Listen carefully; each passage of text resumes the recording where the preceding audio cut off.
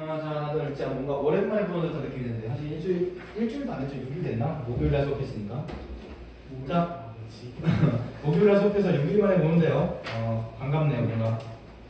자, 아쉽게도 우리 방학 동안 나도 뭐 나주를 당기고 싶긴 한데 뭐 여러분들 학원 스케줄도 계속 바뀌기도 하고 우리가 방학이 정말 놀랍게도 여름방학은 3주밖에 안 된다는 점. 3주에서 4주.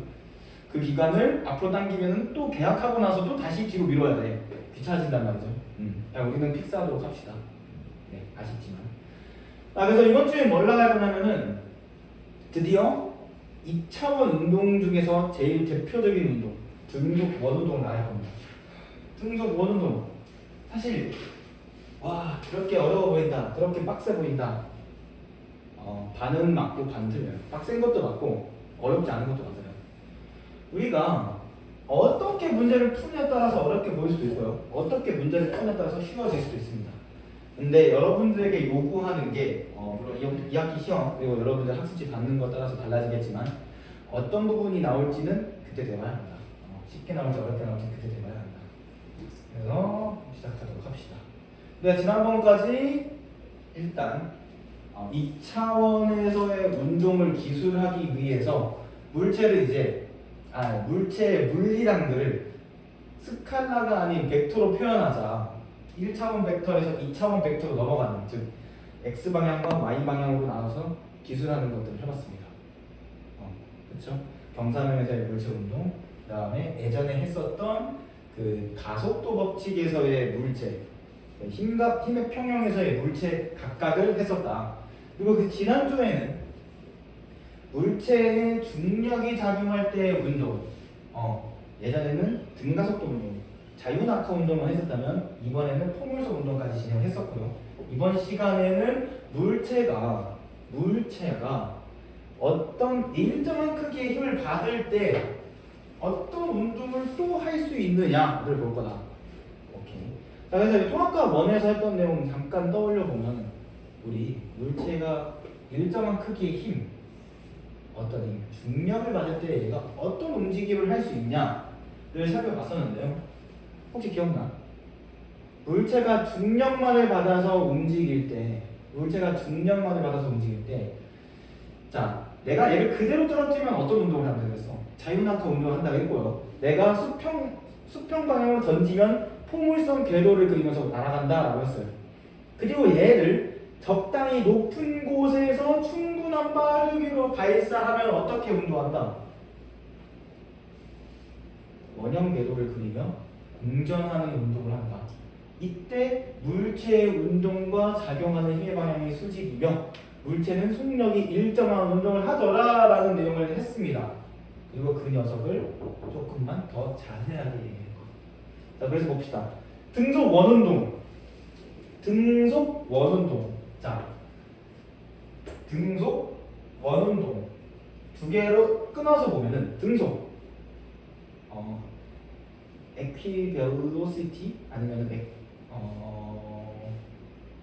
뭐라고 두 이름이 있는데 등속 속력이 일정하다. 속도가 일정하다가 아니에요.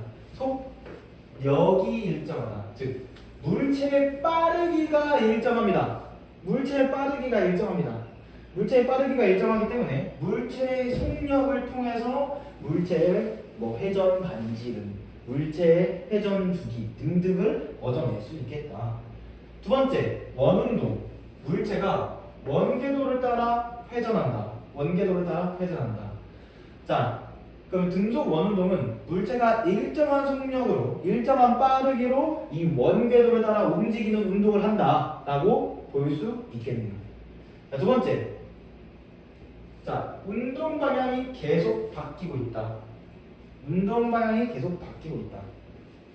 자, 우리 했던 것 중에 물리학에서 했던 것 중에 뉴턴 운동 제1법칙은 무슨 법칙이었죠?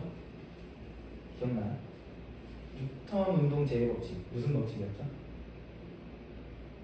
무슨 법칙? 힌트는 일단 힘이야. 힘이 0일 때. 물체에 적용한 알자힘이 0일 때 물체는 뭘 유지한다?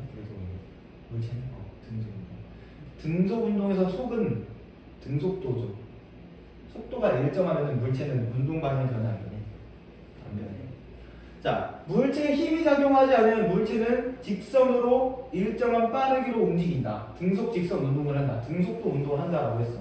근데 등속 원운동은 원궤도를 따라 움직이기 때문에 원궤도의 접선 방향, 말이 어렵죠? 계속 운동 방향이 바뀐다. 운동 방향이 계속 바뀐다. 운동 방향 바뀌네? 그럼 속도가 변하네요? 그래서 가속도 운동이다.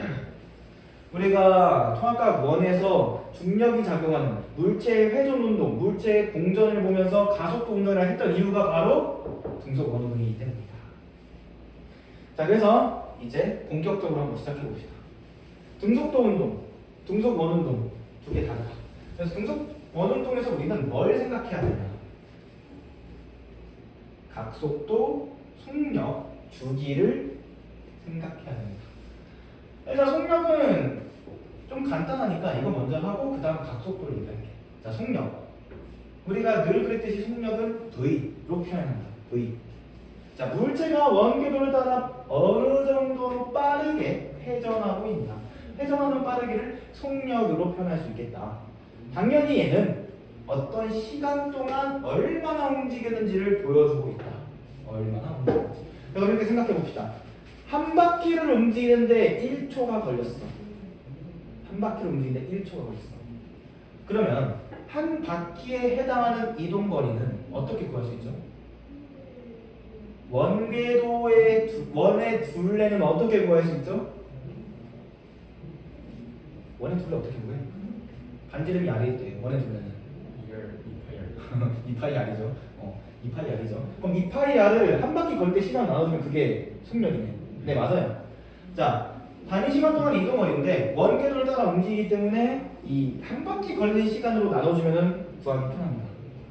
뭐 지금 여기 시간으로 이동거리를 나눠주거나 또는 반지름을 시간으로 반지름 곱하기 각도를 시간으로 나눠준다. 자, 그러면은 각도가 시간에 따라 변한다는 얘기죠. 그쵸? 시간에 따라 변하네. 그러면 이제 이걸 생각해 봅시다. 그러면 물체의 위치 변화를 시간으로 나눠주는 게 속도였으니까 물체의 각도 변화도 시간으로 나눠줄 수 있지 않을까? 물체가 회전하면서 원래 위치에서 다른 위치로 변했을 때 각도가 얼마나 변했는지, 각도가 얼만큼 변했는지, 얼마나 빠르게 변했는지 나타낼 수 있겠네. 어떤 시간 동안 각도가 얼마나 변했는지 나타내는 물리량을 각속도라고 합니다. 각속도라고 합니다. 그래서 표현은 그리스 문자 오메가 소문자를 이용해서 표현합니다. 그래서 각속도 오메가는 어떤 시간 동안 각도 세타가 변하고 있냐 이걸 나눠줘가지고 표현합니다. 단위의 경우는 뒤에 RAD per second로 표현하는데 여기서 RAD는 라디안 호도각이라고 하는데 한국말로는 호도각이라고 하는데 라디안 기억 알죠? 라디안이 정의가 뭐죠? 라디안의 정의. 자, 라디안의 정의. 여기 적혀있네. 호의 길이를 반지름으로 나눈 값을 각도로 표현하자.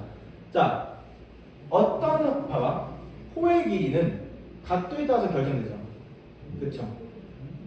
호의 길이는 어떻게 구했어? 호의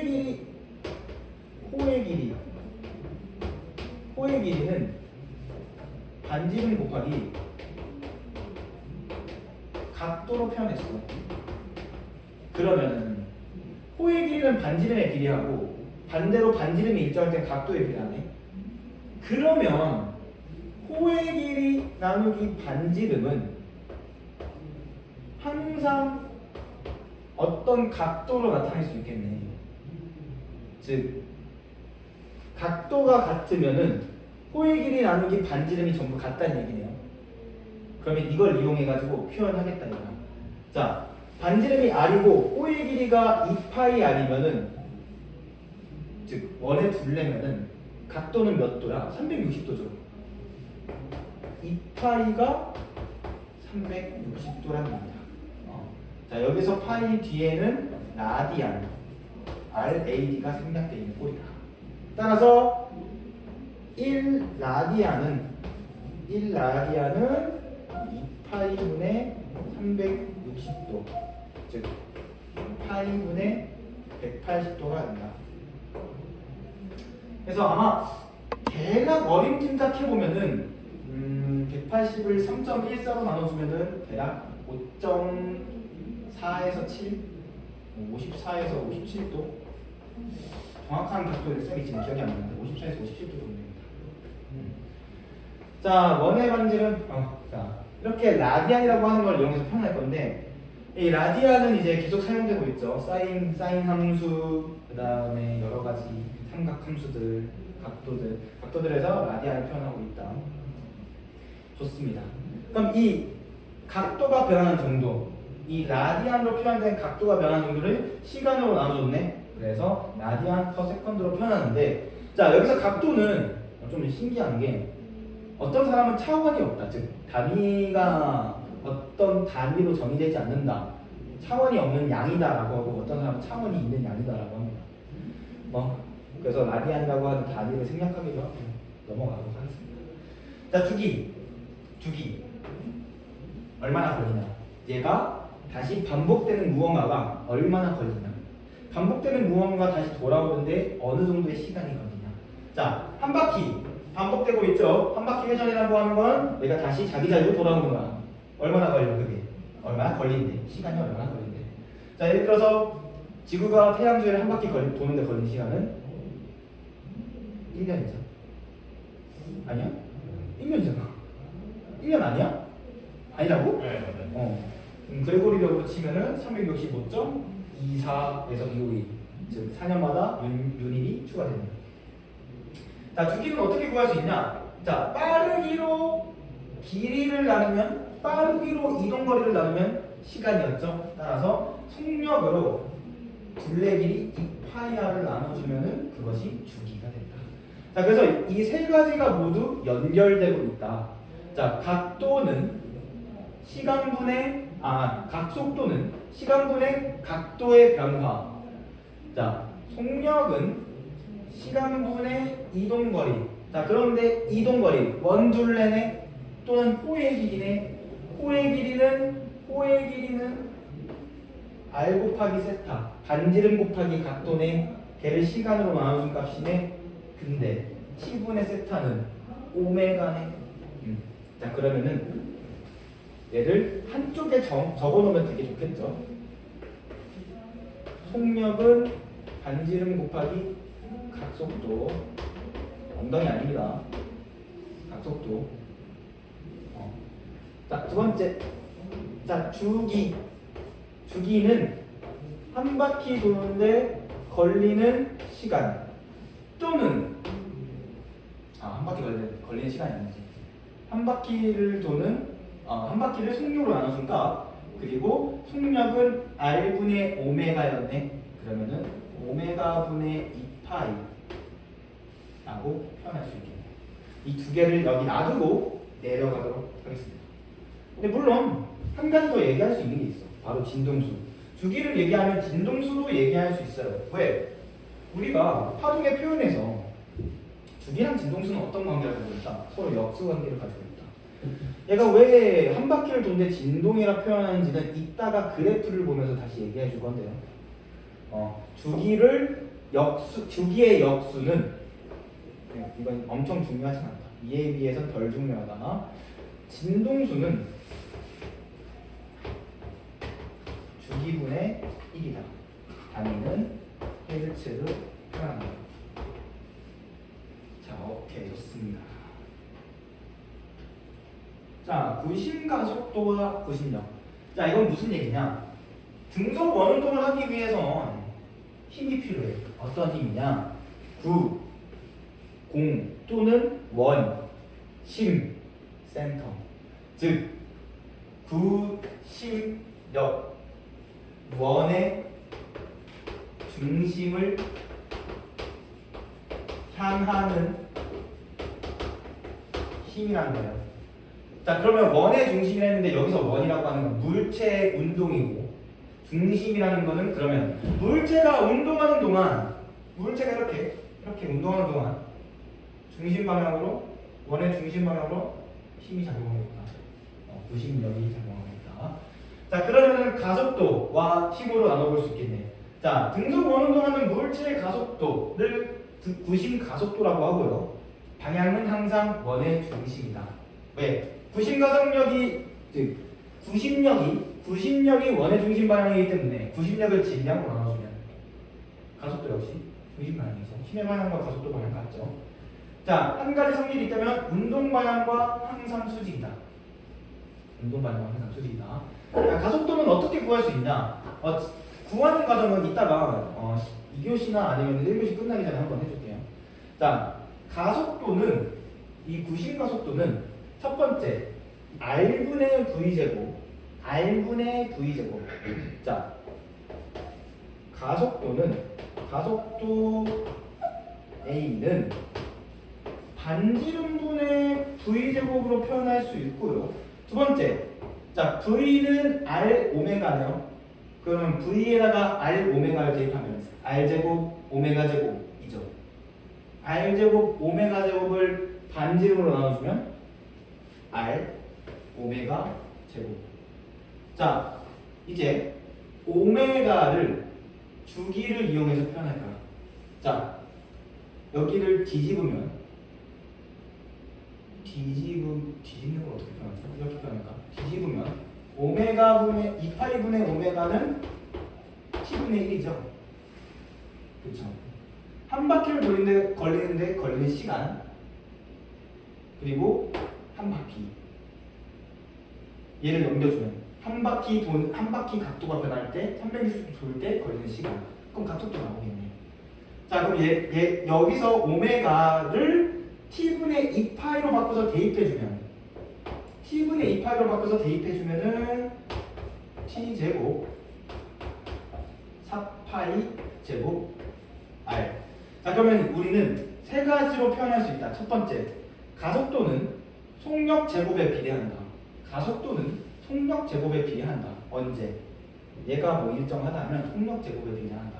반지름이 일정할 때 속력이 빠르면 빠를수록 가속도는 속력의 제곱에 비례해서 커진다. 두 번째, 각속도 제곱 곱하기 반지름. 자, 그럼 둘 중 하나예요. 반지름이 일정할 때 가속도는 각속도 제곱에 비례한다. 각속도 제곱에 비례한다. 또는 각속도가 일정할 때 가속도는 반지름에 비례한다. 자, 그 다음으로 넘어가서 t제곱분의 4파이 제곱 r. 자, 주기 제곱분의 1에 비례하거나 또는 반지름에 비례한다. 자, 이걸 통해서 여러 가지 구할 수 있겠네요. 어느 쪽을 고정하냐에 따라 가속도가 뭐에 비례하는지 알아낼 수 있다. 자, 구심력으로 넘어갑시다. 구심력. 자, 구심력 힘이죠, 힘. 자, 얘는 크기가 일정하다. 그리고 방향은 항상 원의 중심이다. 크기가 일정하다도 포인트예요, 포인트. 자, F는 MA. 따라서 A를 대입해주면 다음과 같이 3개가 나오겠네요. 그렇죠? 자, 여기까지 하면은 사실상 개념은 끝이야. 그럼 이제 예시를 봅시다. 끊었다 하면 좀 그런데 끊었다 할까요? 아니, 그 영상을 끊었다 할까요? 계속해? 알겠어요. 네.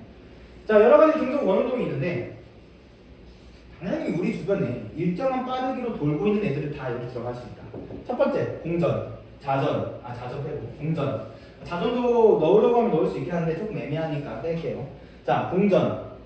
달이 지구 주위를 돌든 지구가 태양 주위를 돌든 얘네들 원형 궤도를 따라 움직인다라고 생각한다면 얘네들은 일정한 빠르기로 움직인다. 일정한 크기인 구심력이 작용해서 일정한 빠르기로 돈다. 여기서 구심력은 누구? 달과 지구 사이의 중력이다. 두 번째, 원자핵 주위를 도는 전자. 예전에 그 누구죠? 누구의 모형이지? 톰슨? 러더포드 원자 모형에서 러더포드 원자 모형 맞나? 러더포드 원자 모형 또는 보어 원자 모형에서 전자는 원자의 주위를 일정한 궤도로 돈다. 원궤도로 돈다. 그러면 구심력은 이때 전자와 원자의 사이에 전기적인 인력, 서로 끌어당기는 전기적인 인력에 의해서 구심력이 작용한다. 자, 세 번째는 실생활 예시 중에 하나인데 좀 자주 나오거든요. 곡선도로를 달리는 자동차. 자, 여기서 구심력은 자동차와 도로 사이의 마찰력이다. 왜 여기서 자동차랑 도로 사이의 마찰력이 구심력으로 작용하냐?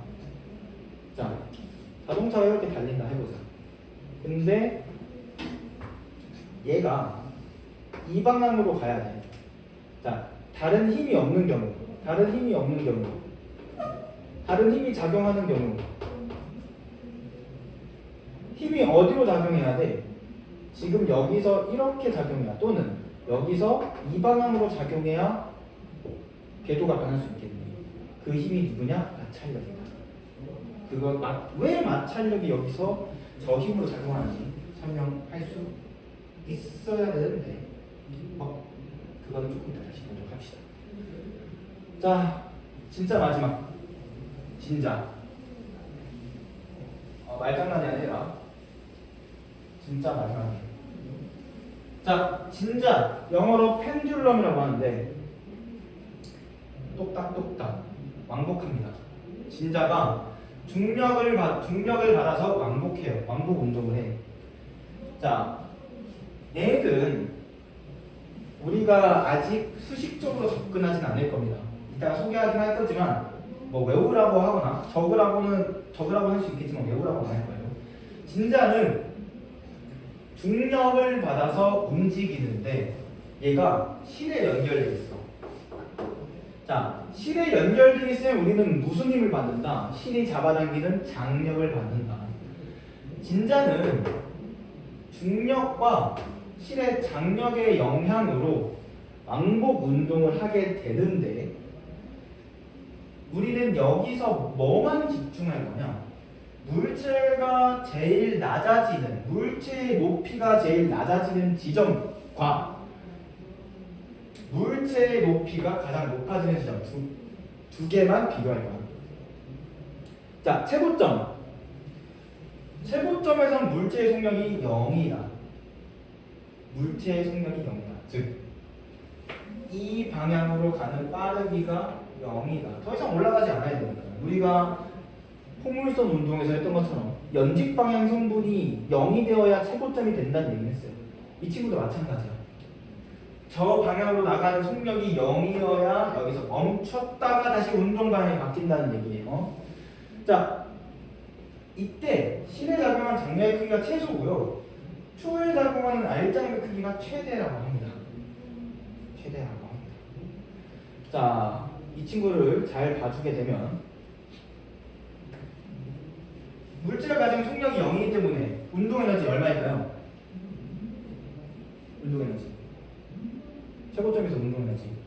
속력이 0이라고 합니다. 0. 운동 에너지 0. 오케이. 자, 중력에 의한 미치 에너지는요? 최대가 되겠네. 최대가 되겠네. 맥스가 되겠네. 자, 그럼 역학적 에너지는 이때 중력에 의한 미치 에너지로 표현할 수도 있겠네요. 두 번째, 제일 낮아지는 지점.